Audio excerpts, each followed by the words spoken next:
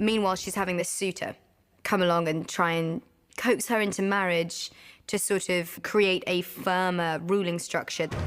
As part of the wooing process, the husband-to-be puts on a huge display, and that display is the fighting pits.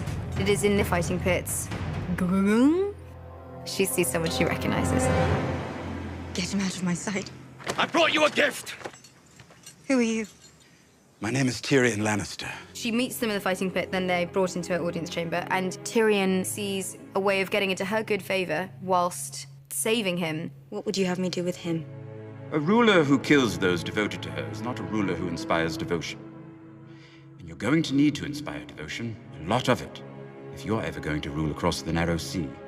And it's in that moment that she accepts Tyrion in and tells him what her plan is. Daenerys has got a mission, and that mission is to save the Seven Kingdoms. That's her destiny, that's her right, that's her birthright, and she can't have anything get in the way of it.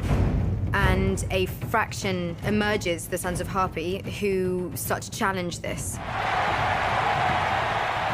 We're in the fighting pit, and the Sons of Harpy decide to make it all about them and kill everyone. Jorah sees this before Daenerys does and saves her life. The Sons of Harpy are killing everyone around her, and suddenly they're outnumbered, when just in the nick of time, my baby comes in and saves the day. We leave Drogon kind of chilling. How far did you carry me? Daenerys is without anyone or anything, without her dragons, without her advisors. Now we are surrounded by the Dothraki. So Vaes Dothrak is the city of the Dothraki. There are many Khals. We only knew one, the best one. I get brought in to all of the Khals. Vos mana vos khal. Ana voka ki yeri. Vos maan have a drink. And then I use a cunning trick I learned in season 1, which is that fire doesn't affect me, but it does affect them. In this incredibly flammable area that we're in, I set it alight and kill them all.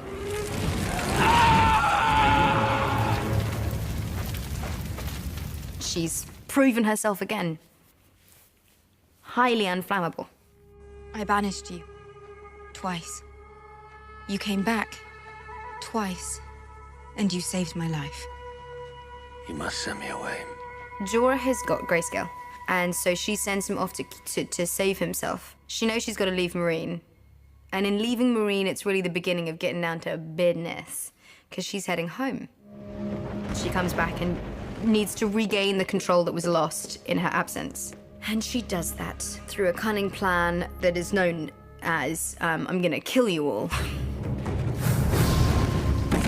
She is flying high and killing everyone. And you get to see the full power of what her weapons can do. And it's pretty impressive. Tyrion, now that Jorah is gone, has fast become her main advisor. And as she's heading home, with her armada, with the Greyjoys' support behind her, it's an incredibly important moment. She's not been back since she was born. She left a tiny, abused child.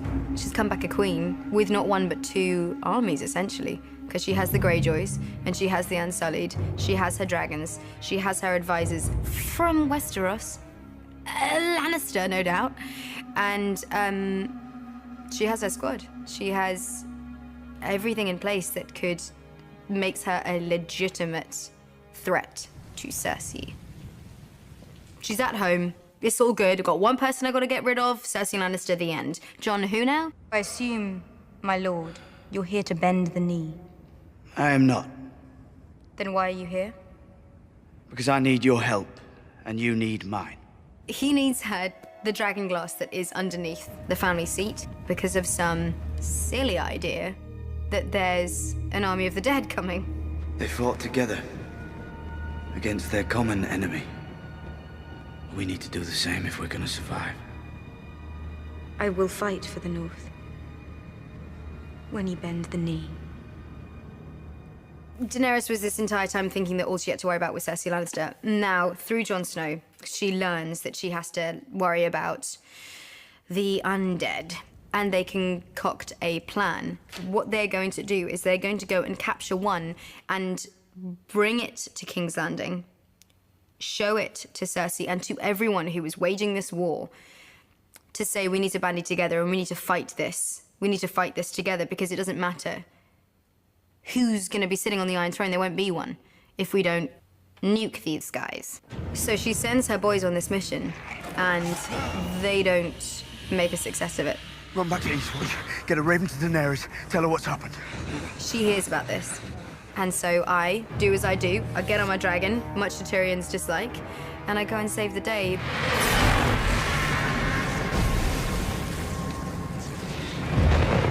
In doing it, my dragon's killed.